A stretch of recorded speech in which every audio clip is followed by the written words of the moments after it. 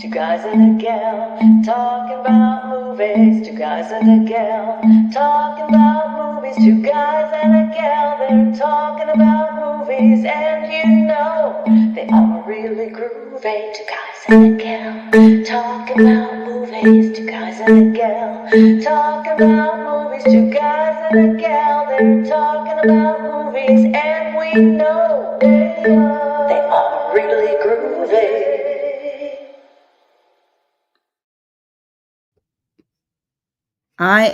Hello, it is your gal here, and I am feeling groovy because we're going to be talking about Natalie Portman. I always like when we do a female on this show or any show. It's fantastic to highlight the beautiful actresses that we have and the powerful actresses. Natalie Portman, by the way, although a lot of guys have a crush on her, she is quite a powerhouse in her private life. So she, of course, was a child prodigy. She's known as one of the most versatile and respected actresses of her generation, and she's built a career defined by both artistic range and social impact. She's really full of integrity and wants to make the world a better place. She has an Academy Award, a Golden Globe, numerous accolades. She's not only shaped the landscape of contemporary cinema, but has also used her platform and voice to champion causes from gender equality to environmental sustainability. She's really heavily interested in peace, and she's a lifelong vegetarian. So she is a socially conscious person, and she's someone you really feel good about supporting. So to go a little bit deeper, we're going to bring up the guys, but first we have something from Saturday Night Live that I think everyone is going to enjoy. Please tell us. I don't sleep, mother off that yak and that Durban, doing 120, getting who while I'm swerving. Damn, Natalie, you a crazy chick. Yo, shut the up and suck my. I'm busting dudes bounce like gushers, mother. Roll up on NBC and smack a Snapchat sucker. What you want, Natalie? To drink and fight. What you need, Natalie? Just makes me love her more. I love that rap. It's legitimately a good rap. Like, it's actually a really good rap. She's amazing. Yeah. Yes. So we have to give You to give kudos to the Lonely Island. They're the ones who put that together for Saturday Night Live. And yeah, it's just a kind of different view of Natalie. So anyway, yeah. Should be pimping. Yes, exactly. Well, I think one of the reasons why it's so funny too is because, like I talked about, she's a notable actress and also an activist, right? So she's someone who's a socially conscious person. So to see her sort of wilding out and being crazy is just very, very funny. It's just not who she is, really. So that's why it's so hilarious. Well, exactly. That's what makes it so funny. It's like you don't expect that from her, and so. Anyway, thank you for thanks for sharing that. Sharing that, yeah. As you notice, I have a bag here. It's trail mix omega-3. I'm trying to eat healthier, so I didn't do popcorn tonight. I'm doing trail mix. Okay. But I'll probably be eating popcorn again next week if I know me. So we'll see. But here's the thing. Rory was saying all this scintillating stuff backstage. So what's the backstory here, Rory? So you were just watching one of the movies right before we came on, right? Last week, he said, okay, we're going to do Diane Ladd. I'm like, no, I don't even know any movies she's been in, period. And he's like, okay, I'll go easy on you. Natalie Portman. So I'm like, okay, I can remember a couple movies she was in. I remember she was in Leon the Professional. She was in Mars Attack. She was in this and this and this. But I didn't realize how many films that she had done that I had not seen. So I was literally watching one of the movies like seconds before I came in here. And I sent Renee my list like right before. And I just left open slots on my list. And, and said, okay, when I say it, just go for it. And I didn't know what order, in other words, I was putting these things on my list. Anyway, so if you saw my list right now, there's all kinds of scratches and stuff on it. We're scratching stuff out and putting other titles in. And so, yeah, I mean, this weekend was just rough. I mean, I had no time at all because I was watching Natalie Portman. I don't like to come into the show not having something to share, you know. So even though I'm kind of winging it tonight, I mean, a lot of the stuff I'm going to talk about is the stuff everybody knows. But you're probably going to, you know, bring up some movies that we haven't heard of, you know. Nah, probably not. I'd never heard of. Yeah. Yeah, there's several. Yeah. But all right. Well, with that, let's get rolling, and I'll blah, blah, blah, blah. I'll start with my number Easy for one. you to say. Yeah, it is. Mr. Lips and Mr. Tongue. Yeah, Mr. Lips, Mr. Tongue. Yes, very good. Renee likes when I do the Oh my gosh, I can't get enough of it. oh my You're getting Mr. Happy. Yes. I do it all the Mr. way. Happy's happy. Oh, Dueling, grunting Robin. Grunting Robins. All right. So for my number one, it's Black Swan. same here. I mean, like right out of the park. She knocked it right out of the park with that one. And as creepy as that freaking movie is, it is an unbelievable performance by her. Yes. Incredible performance from Natalie Portman on this one. And yeah, I'd say one of the creepiest movies about ballet since maybe The Red Shoes or Argento's Suspiria. But yeah, you had to bring that one in on air. Yeah, at some point. That was more of a witches' school, though. But all right.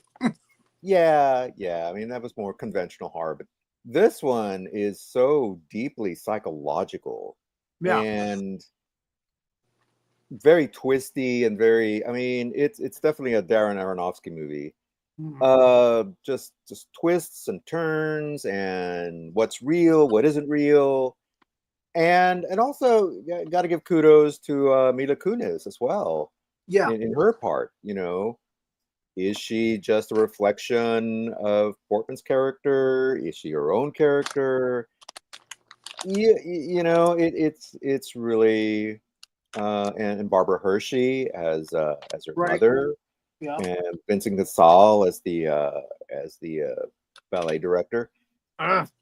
Just great performances all the way around. Yeah. And yeah, it's probably learn more about ballet in this movie than any other, but it's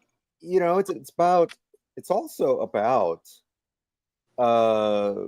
the pressures that we put on ourselves to be perfect, you know, as artists and as performers, you know, because that's her drive. You know, she wants to be perfect. She wants to be, you know, and it frustrates her. Again, the mother, and the director, and the people that are fighting against her to get the role of the Black Swan. You know, that all is a culmination of that. Right. And, yeah. I call it the American Psycho of ballet films. Yeah. We just don't have the acts. Right. Yeah. But a nice shard of glass. Yeah. But well, yeah, it's interesting you say that, because part of the reason too is, like the ballet ballet director, you know, he keeps the director rather, he keeps telling her, you got to loosen up, you got to, you know, just put yourself out there, you got to, you know, because she's very closed off and very pent up, which you understand if you see her mother and how very kind of controlling and she is, you know. And like I said, again, a great Chris Shields in there. I'm sorry. Little Chris Shields in there, I think. Yeah. Mom. Yes. Very much a stage mom. Another one of the situations where I get the mother, I think, is you get the sense that the mother's kind of living vicariously through her, that, you know, for whatever reason her career ended. Well, actually, she says her career ended because she had her daughter. Right. But it's funny, watching the beginning of the opening credits of the movie, and I'm seeing, you know, Natalie Portman, Kunis, And then Barbara Hershey's name comes up. Like, what? Barbara Hershey, a ballet dancer? What? Yeah. At her age? Yeah. I was surprised. But then you And find then out. I was Yeah. like, oh, she's the mother. I see. Yeah. Oh, and a cameo from Winona Ryder as the former Right. prima ballerina. Yeah. That Who, was one of the other names I saw before they showed Barbara Hershey's name. Yeah. So that was kind of an interesting little cameo from her. So yeah, just if you've never seen this movie, definitely give it a watch, give it a recommended or Playing recommend something it. happy afterwards. Yeah, watch a comedy afterwards. Watch Robin Williams being silly or something. Watch Mrs. Doubtfire or something. Because yeah, not a happy ending. Just put it that way. Not a happy ending. And Playing something festive. plan something festive. Yeah. So, okay. So that was my number one. That was your number one. What's your number two? Leon, the Professional. Okay. Her first. Yeah. Wow. Again, she's very young in that, and you can already see she's pretty accomplished as an actress from what she does in that film. I mean, she's holding her own against, Jean Reno. She's holding her own against Gary Oldman, who was off the chain in that film. Besson loved Gary Oldman so much from doing that film that he cast him in just about every other movie that he's done somewhere. And he likes to do multiple takes, and every take is different. What he does. And I remember seeing a scene of that, or scenes strapped together, of him playing the bad guy in Leon the Professional, and how different he did each take. It was pretty amazing to watch. But her performance in that, again, so young and fragile, and again, carrying her own in that cast was pretty amazing. Yeah. And I'm going to talk about another film that she did when she was very young later, that I almost don't want to mention. And again, when we get to it, I'll mention it, and I'll tell you why. Okay. But again, as a young actress just starting out, man, she was good. Some of her best stuff. Yeah. Again, teen actors, young teen actors, like preteen actors, kind of get pigeonholed doing the same types of performances. They don't have much range. Right. Yeah. And again, when you watch her as a teenager, pre-teenager, doing scenes and stuff, you're like, wow, she's acting like a real actress. She's not just doing the same old, teen shtick that we see in all the films and movies and stuff. There's something else here. She's doing a lot of subtext we can read between the lines, kind of thing, and that's like accomplished old adult actor stuff, know. Yeah. So to watch her in like Leon the Professional, it's and later we'll mention, I'm sure, V for Vendetta. And it's just she's a very masterful actress. And I almost said just little actress, which I shouldn't do. But again, well, she's kind of tiny. in her first youthful roles, she was a cut above. Yeah. I was really amazed when I watched this movie for the first time, and I thought, oh, teen girl, teen actress, but just blew me away. Yeah. Like you said, I mean, the scene where she goes down the hall and she has to pretend like nothing is wrong when she goes down to Leon's door. Yeah. Because she knows Gary Oldman is watching her, or the bad guys are watching her. I mean, that is so powerful. How we can see her face, the camera can see her face, and you could just see she's so distressed. It's like, oh my God, what am I going to do? And she's trying not to cry out. And so they're watching her from the back, so they don't know. Man. And again, part of it is the director. He does a wonderful job with that kind of thing. But takes a good actress to pull it off as well. Right. Yeah. Oh, good choice. Yeah. Yeah. Well, Yeah, you mentioned V for Vendetta, which is actually my number 2 movie. that's your number 2. That's my number 2. Right. It's based on a graphic novel by Alan Moore, who also did League of Extraordinary Gentlemen. Yeah. And this is a movie. It's set in a sort of very kind of dystopian future England that has been taken over by a very sort of fascist, very authoritarian government, very big brother government, led by John Hurt, who's another wonderful English actor.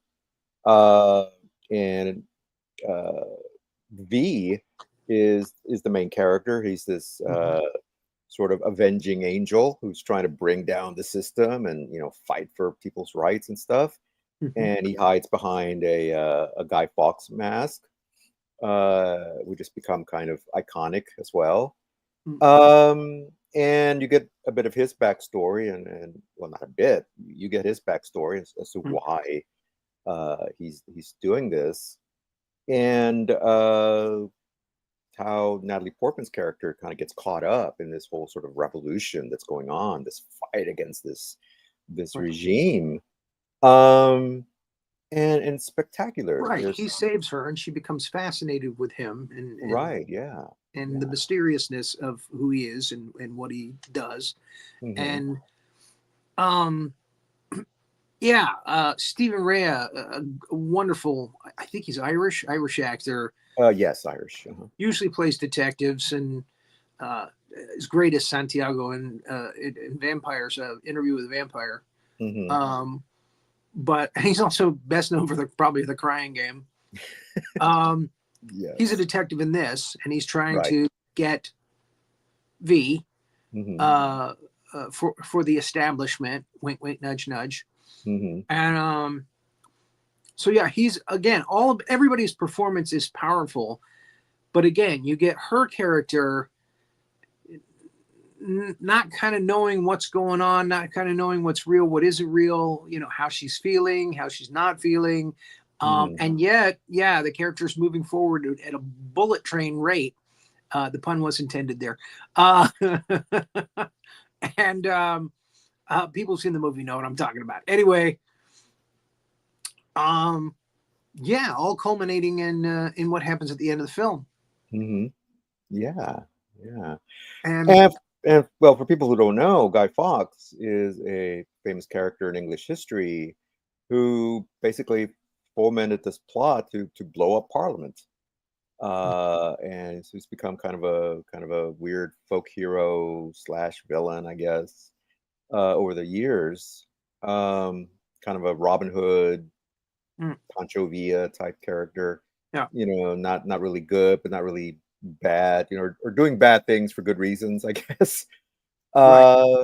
And so that's who V patterns himself after. Correct. With the mask and everything. Remember the 5th of September. There's some famous. Try to remember.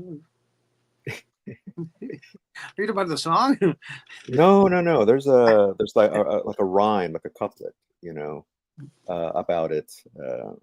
And it's mentioned in the movie, but anyway, So again, great performance from Natalie. Hugo Weaving. Hugo Weaving plays V, the Australian actor, and I want to say David Fry, but it's Stephen Fry, I think. Stephen Fry. Yes. Yeah, plays a great character. He is kind of like the late night talk show host now. Yeah, he's but he's also gets his comeuppance from the fascist overrule. Yeah. But a delightful character. Yeah. And the thing about just to show what a great actor Hugo Weaving is, who people may remember from The Matrix, he was Agent Smith, or from Lord of the Rings. Yes. He was Elrond. Here, he has to perform entirely under a mask. The entire performance. He has to rely on his voice, his physicality. there is, I think, maybe one scene where we actually see him very briefly. It's a flashback scene, but for the most part, he spends the entirety of the movie behind this mask. Right. Um, Even then, you don't see his face. I don't think. yeah, and It's just kind of an it's a outline. full mask, and yeah, so you never see his face. Right, and even in the flashback, you don't really see his face. Um, so yeah, just again, just great performances all the way around. Yeah. Wonderful movie. If you've never seen it, highly recommend it. Uh, and Portman holding her own against, all these heavyweight, guys. yeah, and Australian, she holds British. right. She holds her own, and, Irish. and yeah, Irish and British, UK actors, um, and it still pulls off a memorable performance. Gets her head shaved part of this part of the movie. So Interesting look. yeah, yeah. All right, so that was my number two. Mhm. Um, My and number so three what's your number three? was Star Wars: Revenge of the Sith. Okay.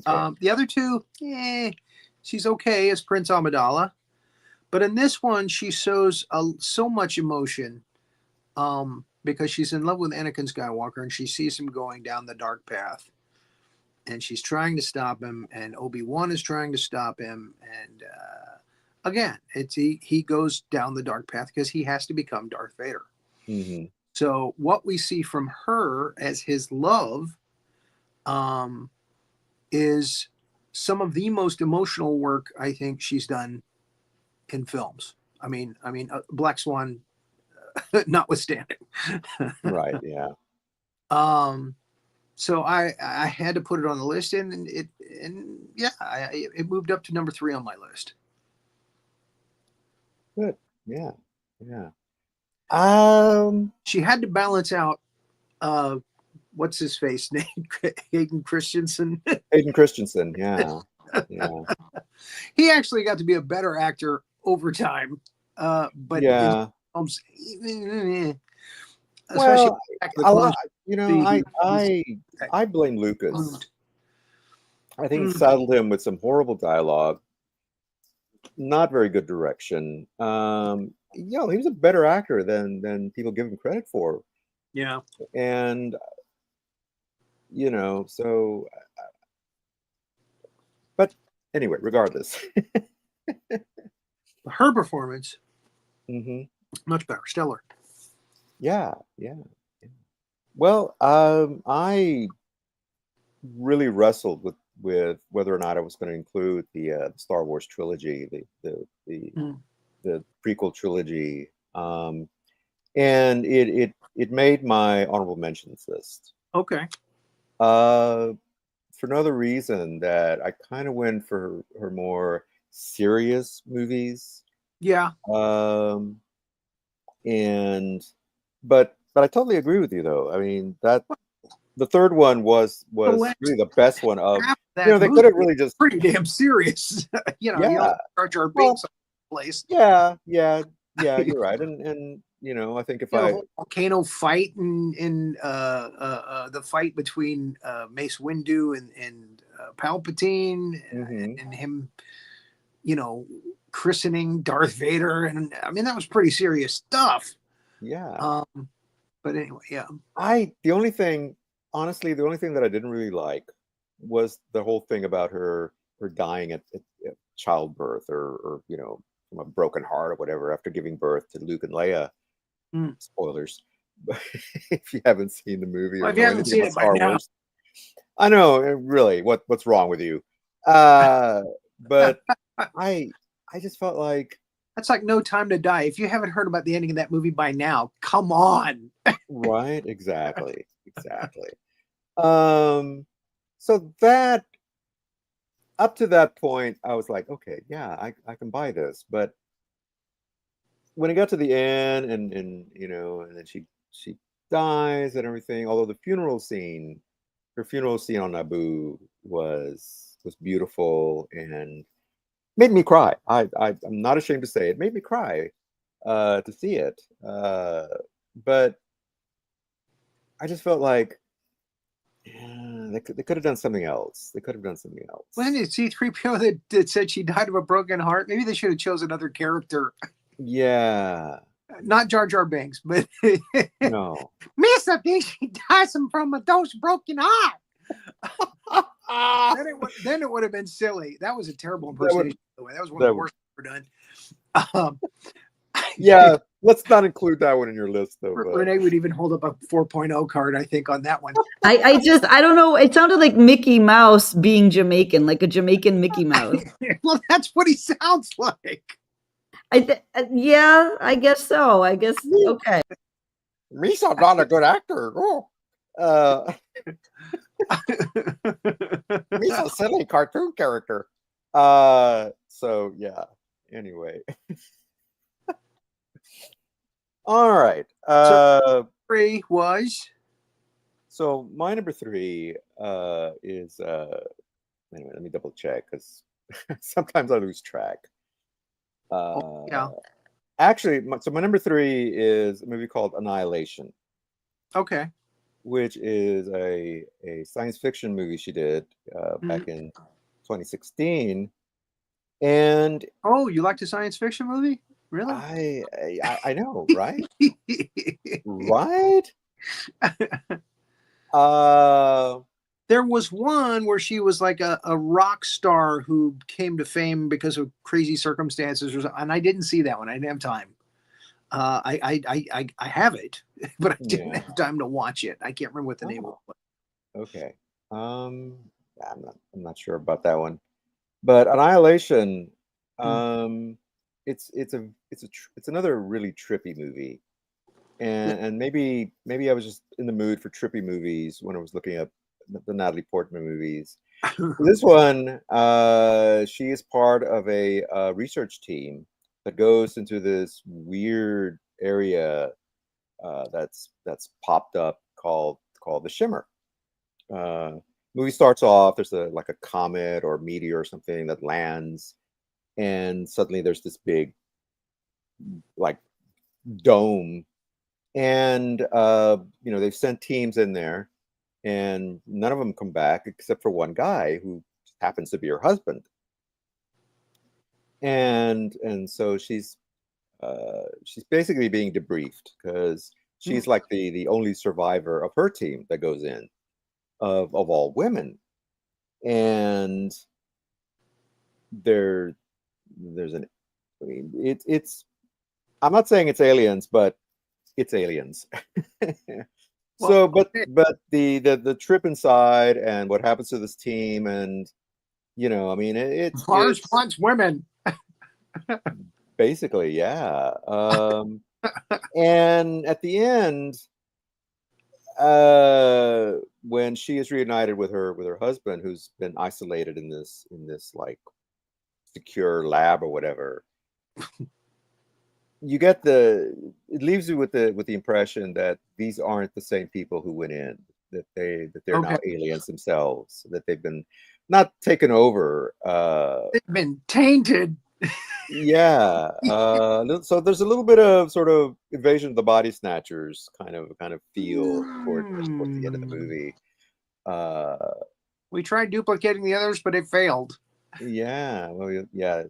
So Annihilation, huh? Annihilation. It, like I said, it's if you like your sci-fi trippy and weird and mutant monsters attacking people and just questions. I mean, it reminds me a little bit of another movie that we talked about, Arrival, with Amy Adams. Okay. That kind of heady sort of sci-fi kind of story. So yeah, I thoroughly enjoyed it. Okay. Happy ending?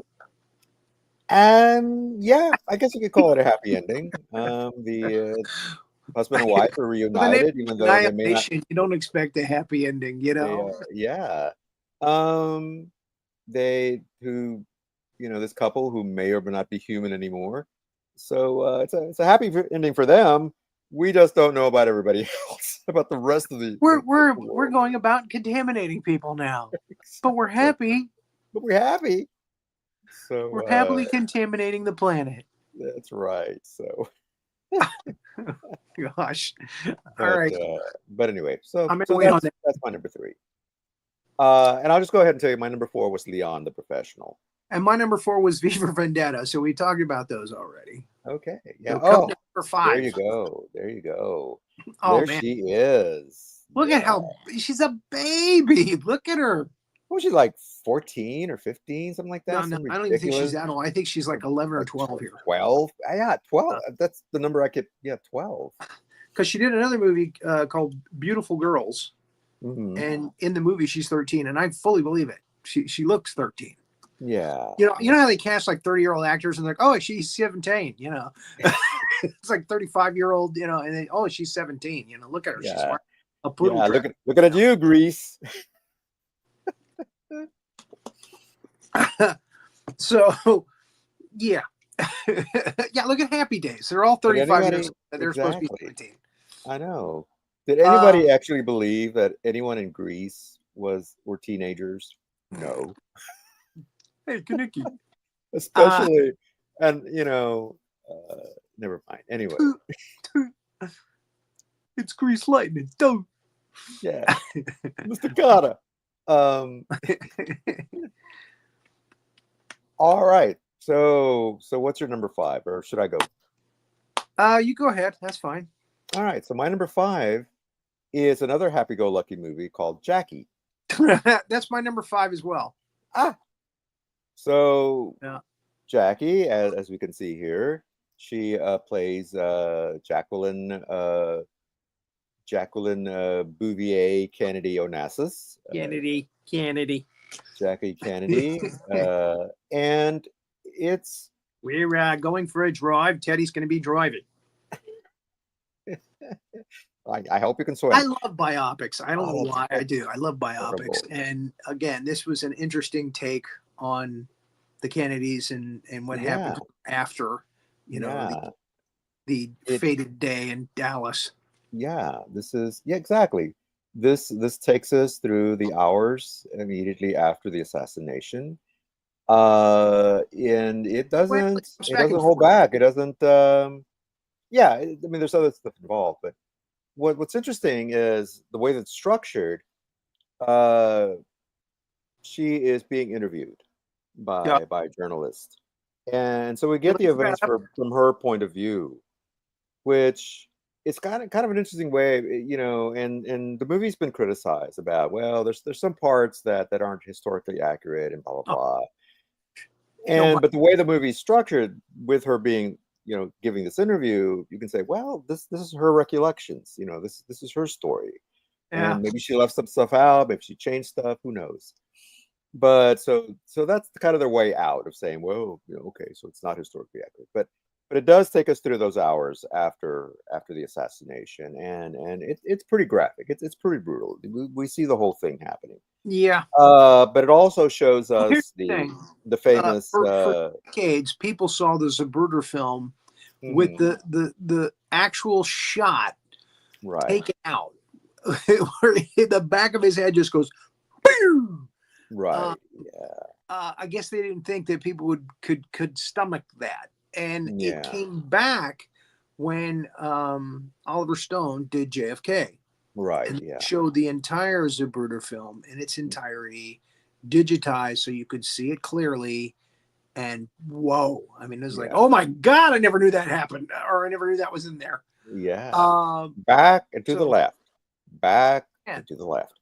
Yeah. So this one, they kind of tease it, and then boom, they full out give you like, oh man. Yeah. Oh my God, she's holding his head together. God, Yeah. So it is graphic. It's definitely graphic, but it also shows her famous walkthrough of the White House that she did earlier, and recreated that entire. And I've seen on YouTube where they've done a side-by-side comparison of the Yes. actual footage and her, and they did a really good job. They nailed it. They nailed it. Even, and you could tell that she really tried to replicate the voice and her mannerisms and the way they, you know, even we showed the picture earlier of the two, and Mhm. yeah, and yeah, um, it's an incredible performance. Need more Um, hair. yeah, they didn't quite get the hair, but Her hair's puffier. yeah, It's more bouffant. yeah, it's a much more of a bouffant, yeah. But other than that, I like the so- way she shows us Jackie, like you say, with the breathy kind of, this is the White House kind of voice. But then she'll switch on a dime. You know, she'll be smoking a cigarette and just go, all right, you're not going to print that. And we get like a more tough, gruff Jackie Onassis, yeah, you know, like in the interview. right, yeah, That was interesting the way they flip flop back between, you know, her moods. yeah, and I think that's why this movie has such impact. It's because they humanize this figure that's almost been mythologized, you know, and also showing us the aftermath, because you never really, you know, I don't think anybody really stops to think about, okay, well, what about her?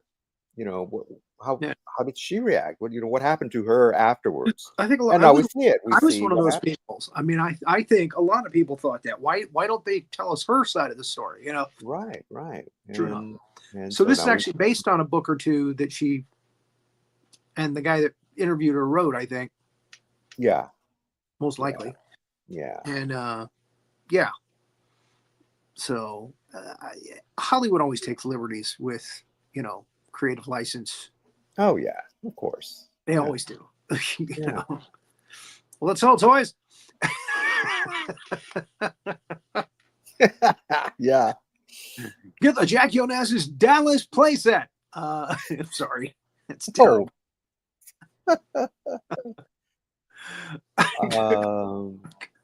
That's horrible.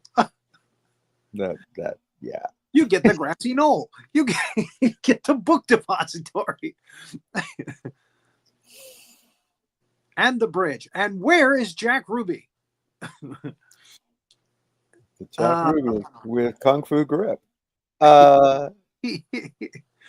With authentic play gun. Oh, You get Zapruder. Oh man. Okay. You get the Secret Service man that takes a ride on the back of the car. I'm sorry. Yeah. That was interesting when they showed the scene, that flashback, and they're showing him trying to stay on the back of that damn car. Yeah. Anyway, yeah, it's a powerful movie, and it definitely deserved to be on the top 5, I think, because she's done some other powerful movies, which we're going to talk about in a minute. Movies I didn't even know existed until this past weekend. So there we go. So yeah, both of us liked it. Yeah. All right. Do you want to get into your honorable mentions? Yeah. I had no idea that she and Eric Bana, Australian actor, playing King Henry VIII, and Scarlett Johansson played the Boleyn sisters, Anne Boleyn and her sister Mary Boleyn, I think it is. Mary. Yeah. Anne and Mary Boleyn. Yeah, and you know, both of them siring children for the king. Yeah, I had no idea that even existed, and I watched it. It was just downright depressing, as I knew it would be. You know, we know it's not going to be a happy ending. Nope. And again, if you know your history, yeah, it's not going to be a happy ending. I had a hard time accepting Eric Bana as Henry VIII. He's just too damn good looking. You know, Henry VIII was a troll. I'm sorry.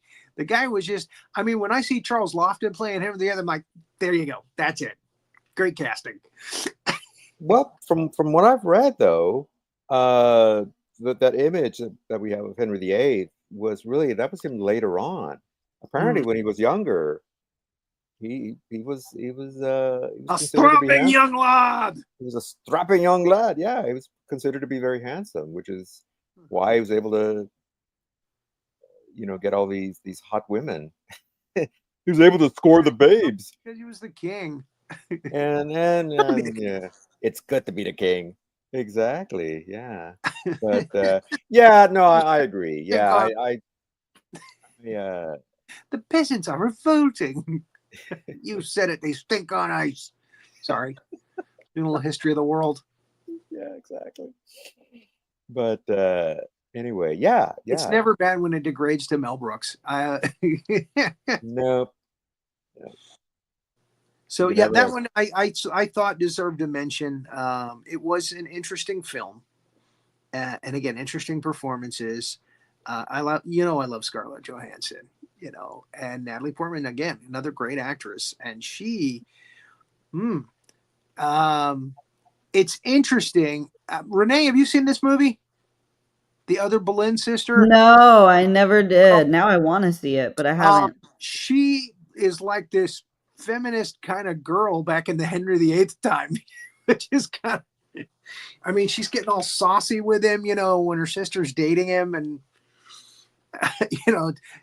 how are you going to stay on the horse? Well, I'm going to use my thighs. I mean, back then, come on. So yeah, pretty saucy wench, as they would say back then.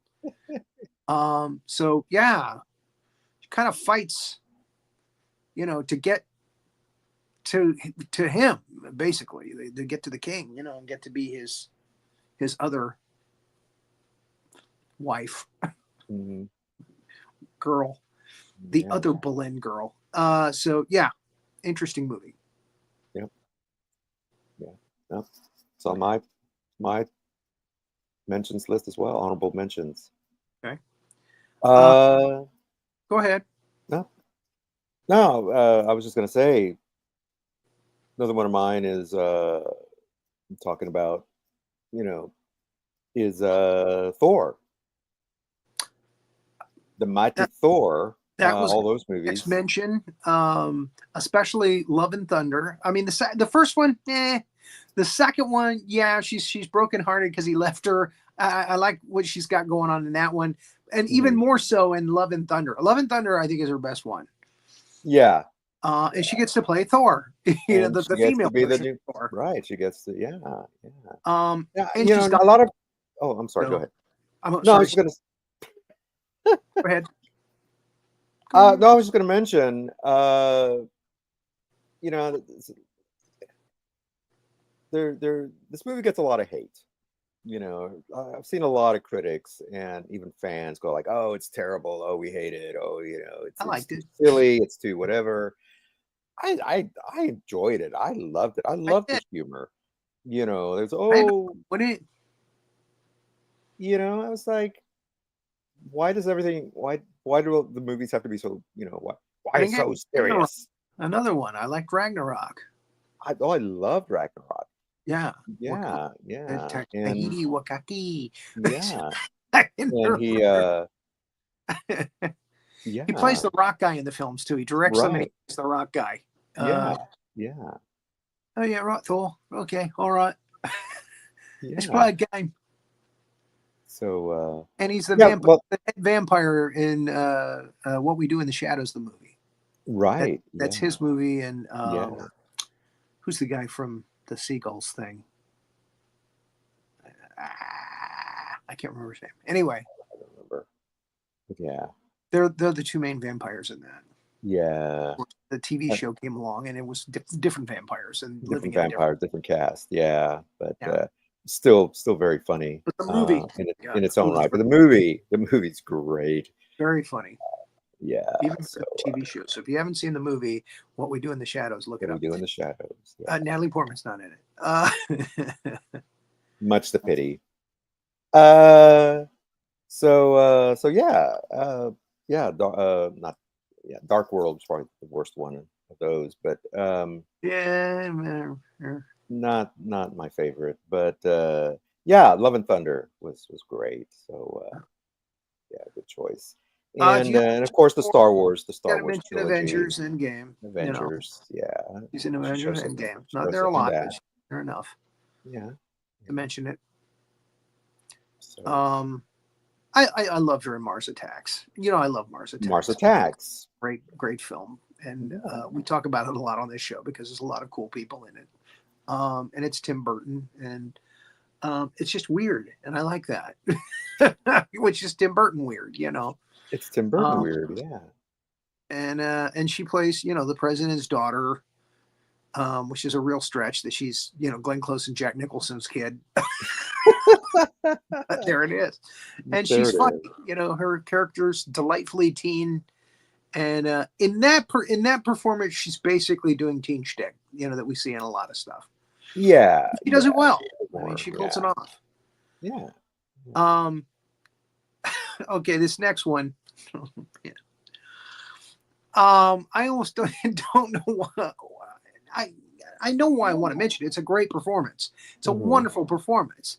And this is Beautiful Girls. She plays a 13-year-old, and she's flirting the entire movie. She's flirting with very grown up Timothy Hutton, who's the kind of the lead actor in the film, Oh, okay. and she's jailbait. Well, yeah. So it's like creepy as hell. There's another movie with Steve Buscemi, and there's like a 14 or 15-year-old girl, and he's kind of flirting with her and hanging out with her. That's another one that kind of gives me the creeps. But the performances are really good. Is that and is it Ghost World with Scarlett Johansson? I don't think so. Oh. It's one that he's the main star of it. It's like an Oh. independent film. And he, Okay. I think I know the one you're talking about. Yeah. luckily, they don't end up together at the end of the film. You know, as is the case in Beautiful Girls too. He doesn't end up with her. She says, "Wait for me for 5 years." At one point in the film, and he's like, "Oh, well, okay, I could probably do that." And she goes, "I'm not kidding. If you're really serious about me, you know, wait for me for 5 years. I'll be 18 and we'll be fine." And again, it's just, yeah, you know, why are they making this? But her performance is so good. She's so adorable and so good in that. You just hate him more for even, you know, like stringing her along, you know, even the notion. But again, her character is very cool and very, very cute. And it deserved me giving a mention. It really is a great performance. And just the whole idea gives you the creeps. and maybe that was the point. Maybe that's what they were trying to get across. Dishonorable mention, even creepier and more disgusting, is the movie Closer, with her and Jude Law and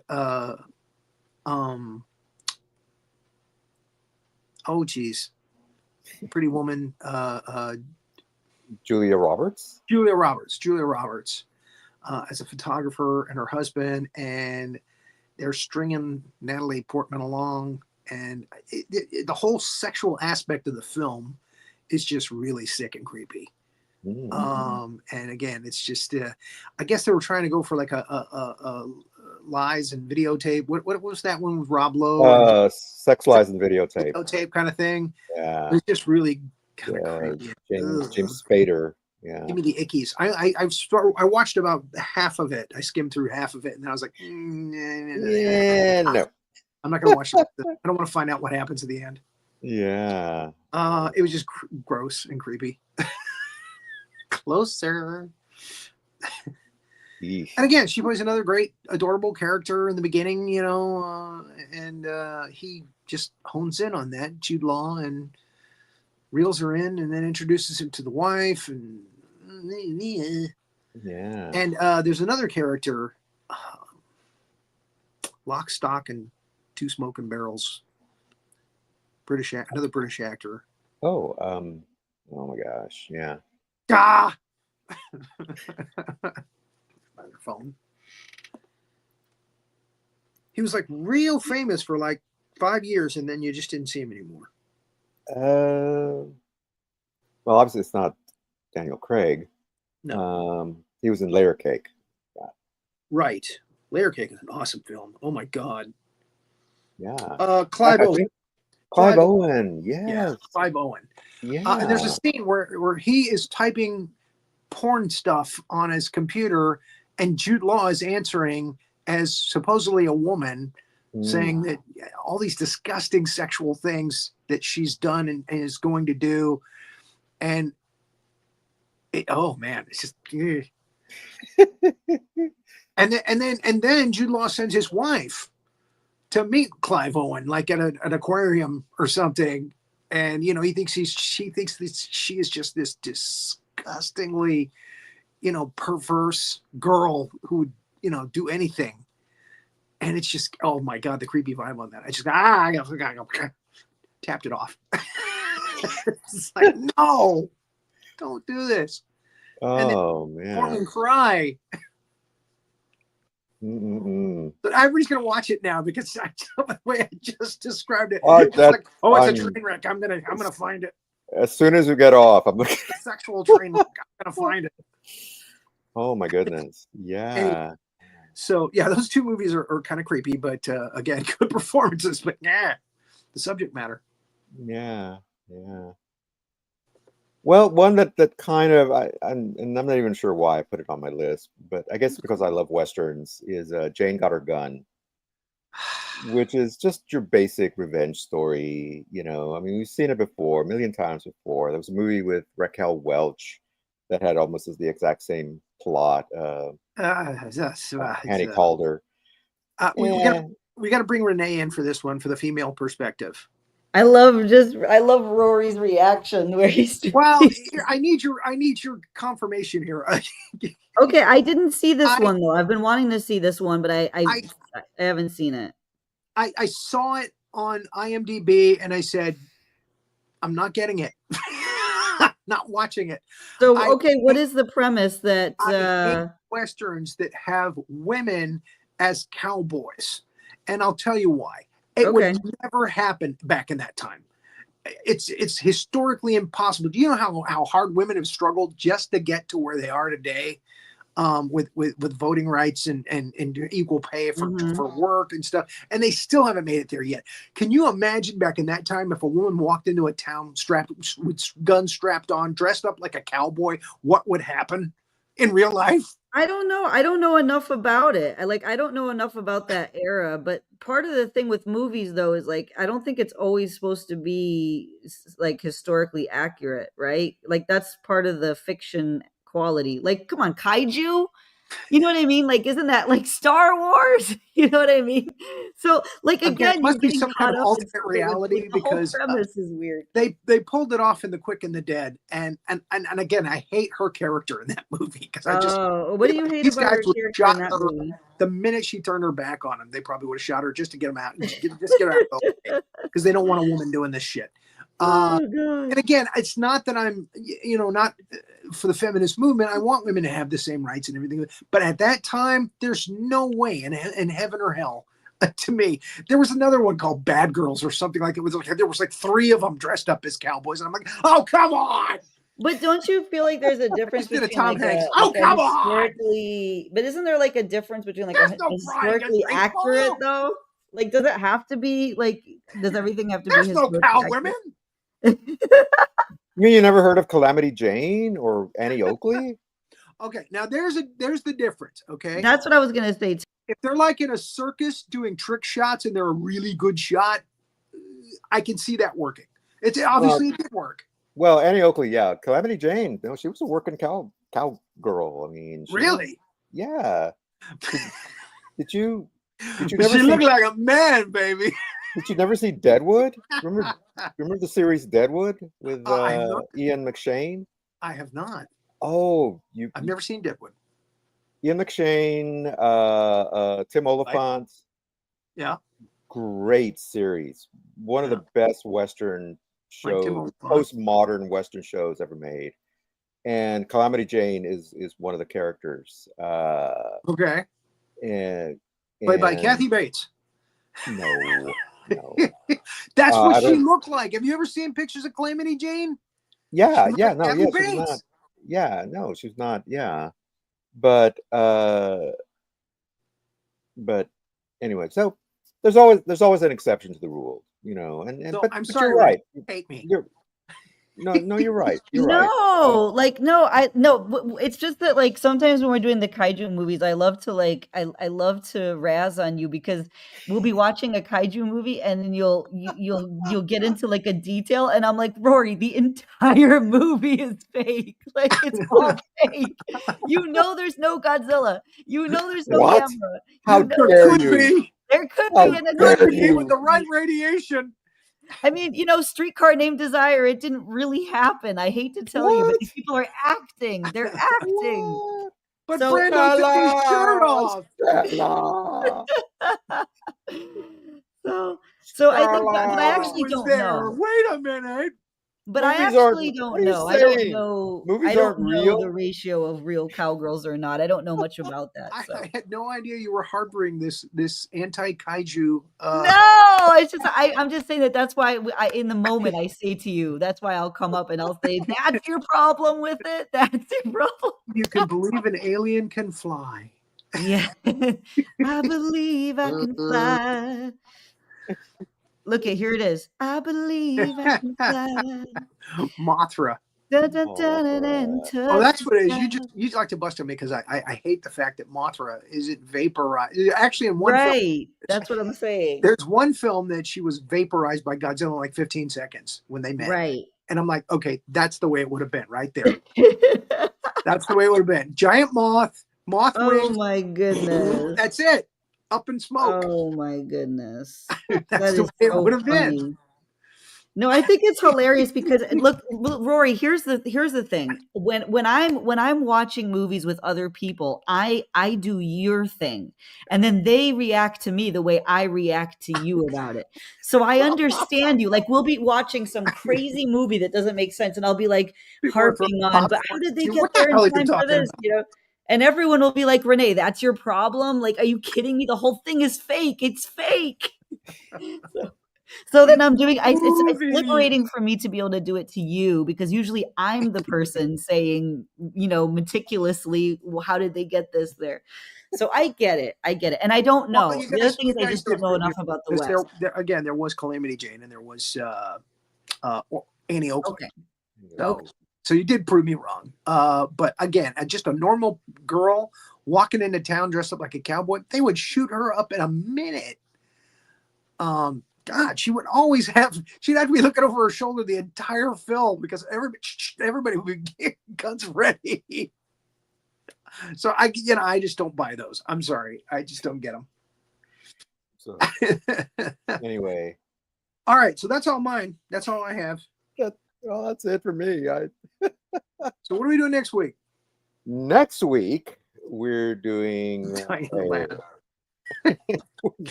No, we're hold off on Diane Ladd for a while, or Diane Lane rather. Actually, next week we're doing an actor. Okay. Speaking of British actors, and it's Mr. Anthony Hopkins. Ew, Anthony Hopkins. Yes, so very proper. So, yep, Hannibal Lecter himself. We'll be So- talking about Thor again. Yeah, and Hannibal Lecter, of course, and some other things that he. The that he's late done. great Hannibal Lecter. Somebody posted that Hannibal Lecter had been picked for a cabinet position, which I thought was hysterical. Like head of the drug administration or something. I was like, that's brilliant. Can you hear the lambs, Clarice? Tell me, So, Clarice. yeah. A census taker tried to examine me one day. I ate his kidneys with some fava beans and a nice Chianti. Tell me, Renee, have the lambs stopped screaming? Both of those were really good, although not quite as exciting as the dueling grunting robins. I will say. Yeah. Oh, we've already done that show. Oh, Been there, done that. Oh, Bro. Oh, I love it. I just love it. all right. So, speaking of Mothra, Yes. as of this taping, tomorrow on the Roland Pruitt Kaiju Review, we'll be talking about Mothra versus Godzilla. Am I AKA correct? versus the Thing. The Thing, yeah. What is the Thing? What is? Exactly, yeah. It's a giant moth. Mothra!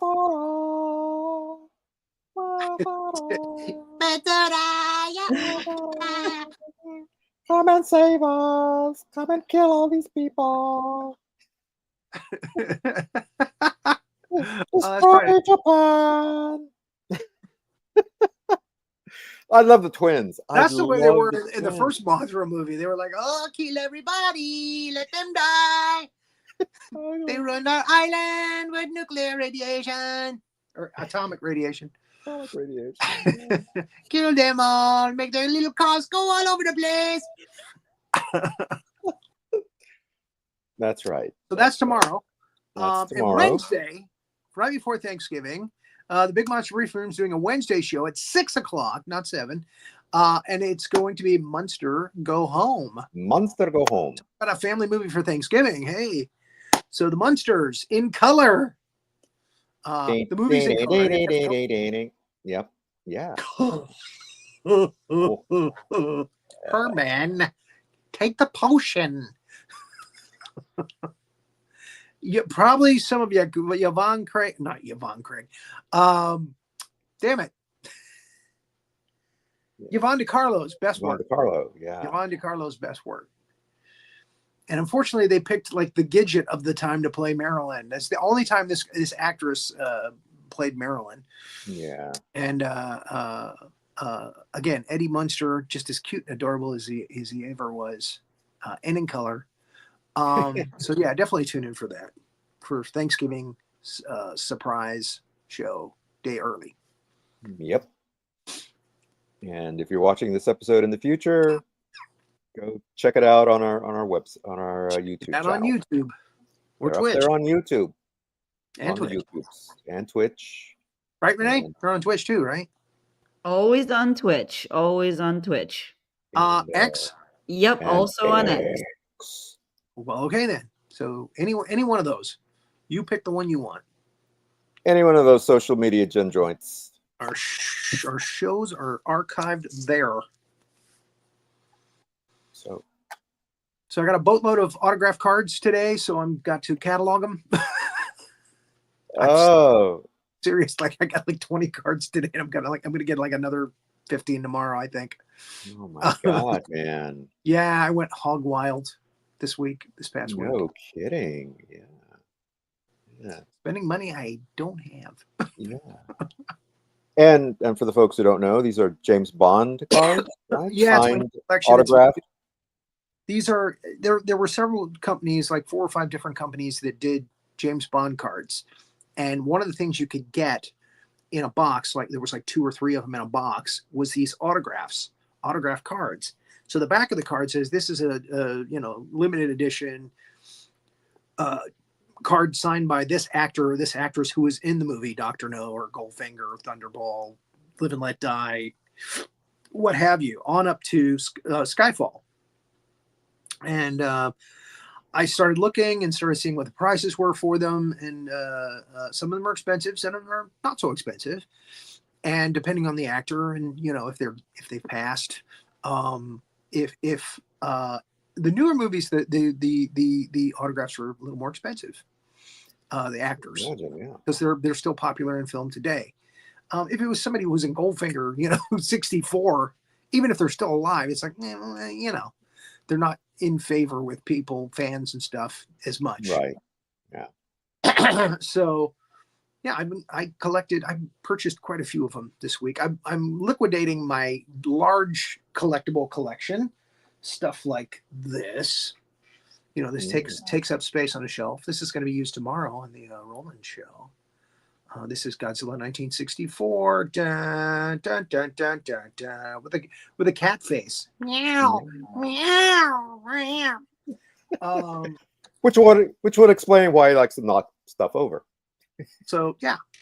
So I'm selling all of that stuff to get rid of it and make space. And these cards are very small. You can stick them in a box and boom, just take them anywhere.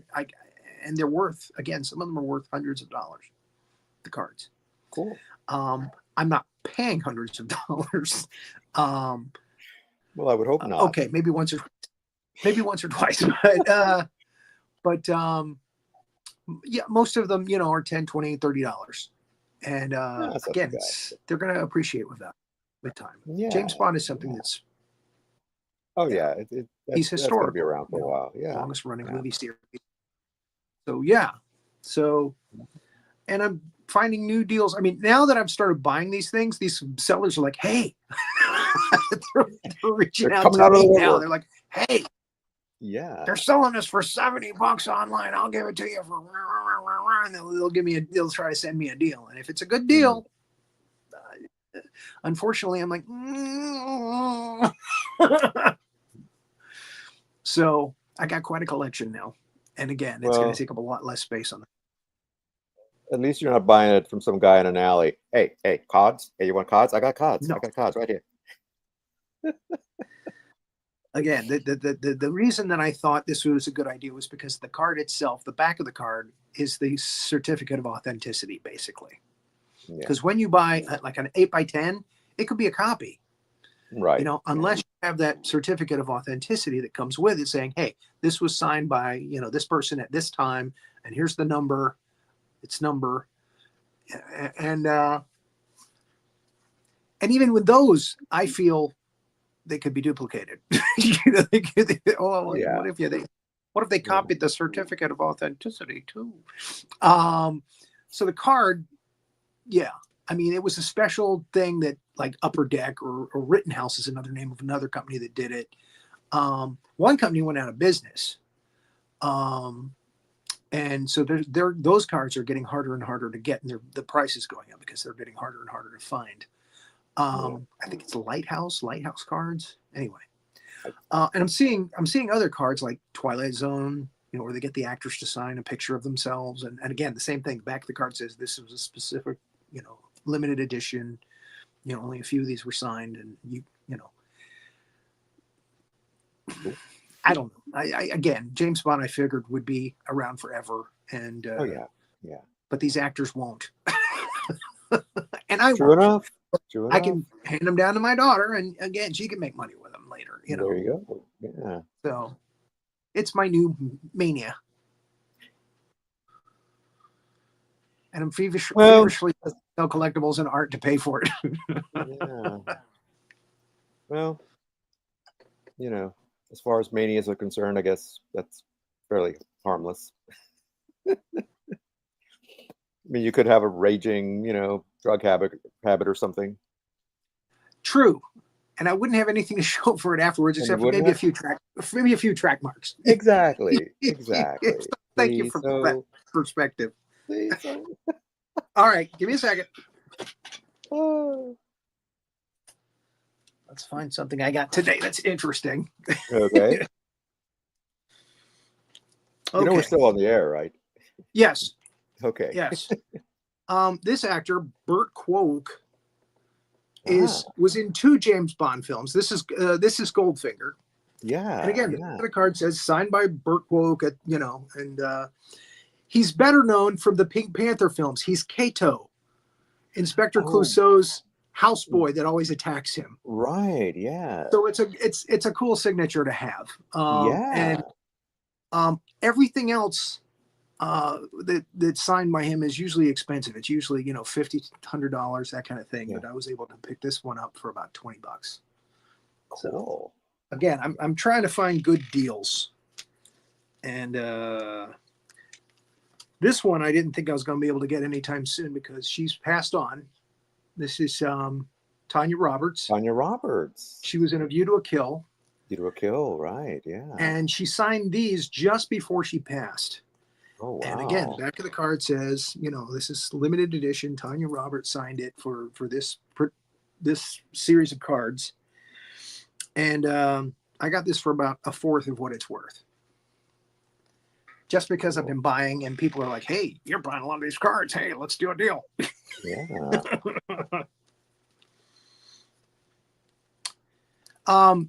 If you watched Big Monster Briefing Room, Martina Beswick was in Dr. Jekyll and Sister Hyde. She did Right. Hammer films.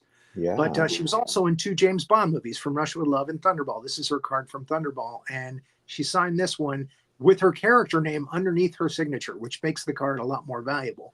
And again, I got it for about a fourth of what it's going for on eBay right now. Yeah. So I'm getting these deals. I know how I've been searching these cards for a couple of weeks now, so I know how much they're worth. Yeah.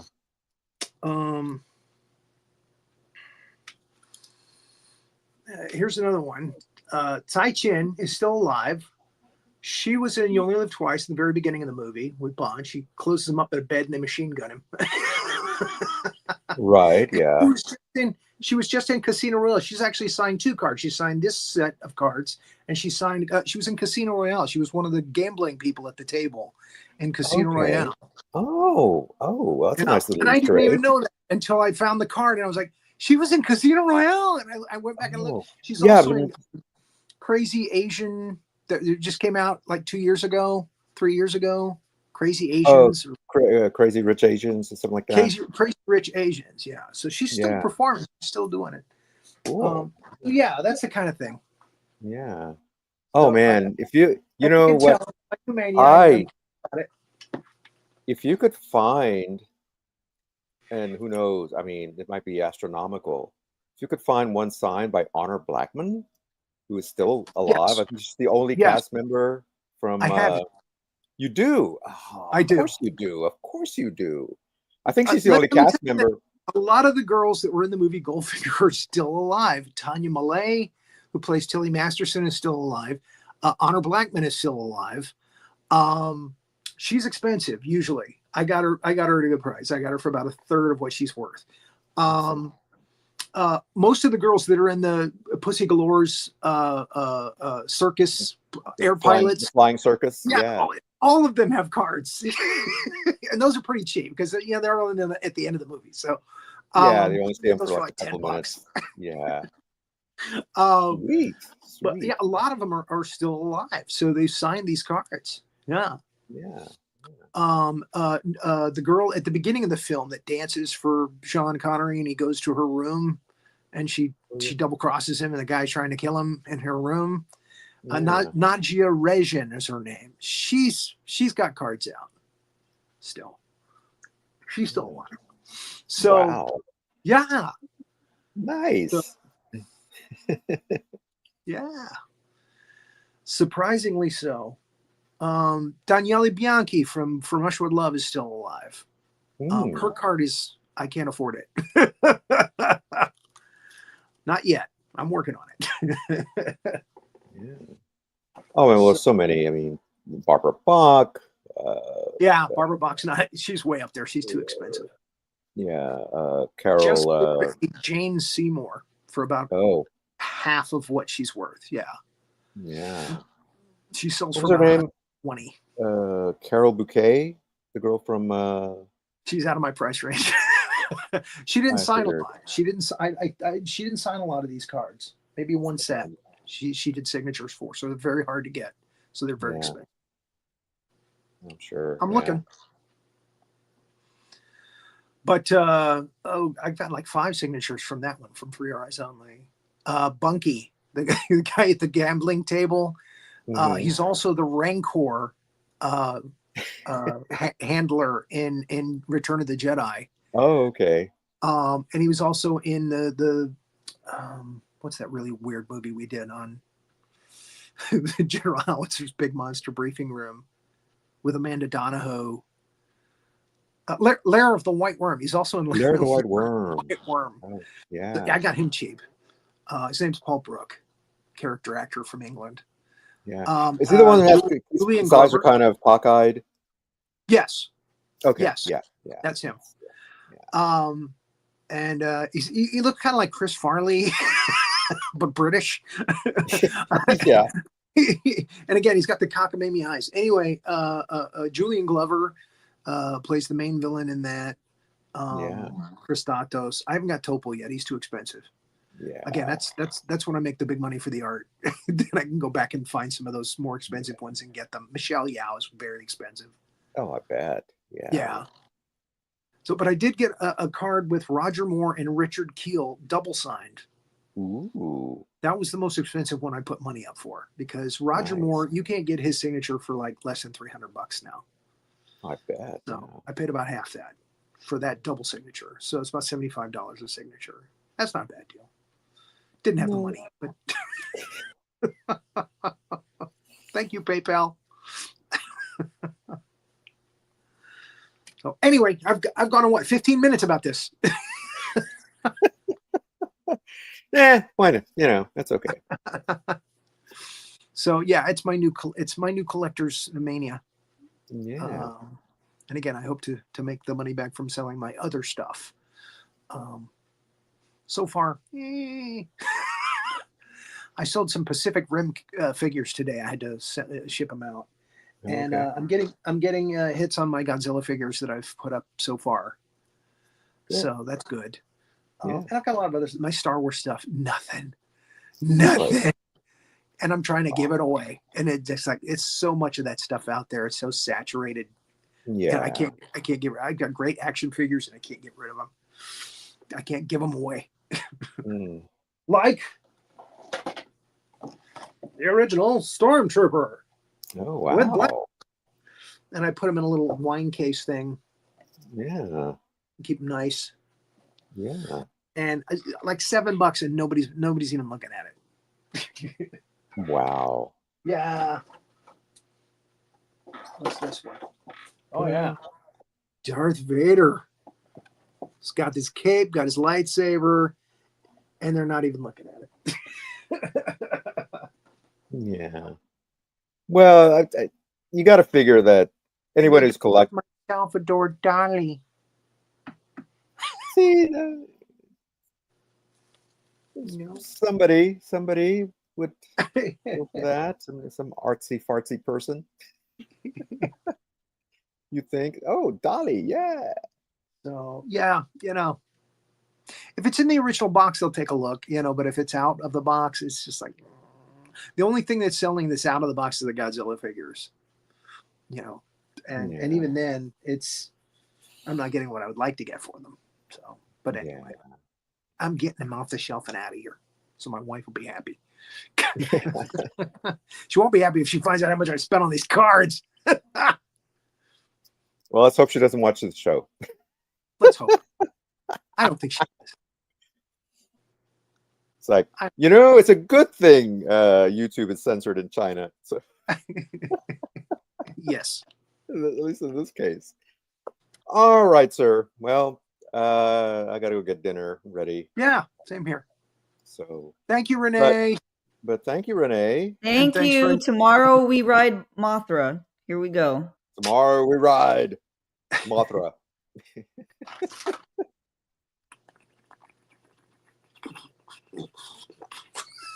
There you go.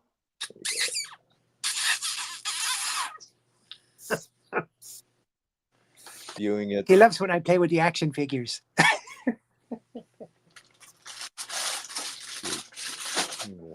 Where's the other one?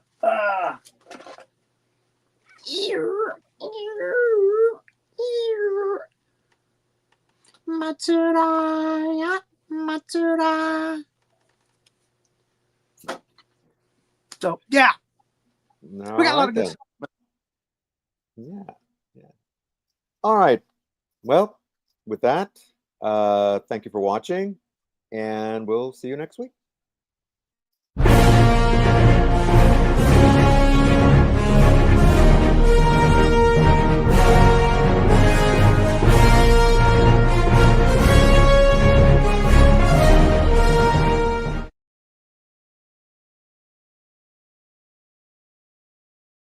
Thanks for watching this episode of Two Guys and Sometimes a Gal Talking About Movies. Be sure to like, subscribe, and click that notification bell to get future episodes.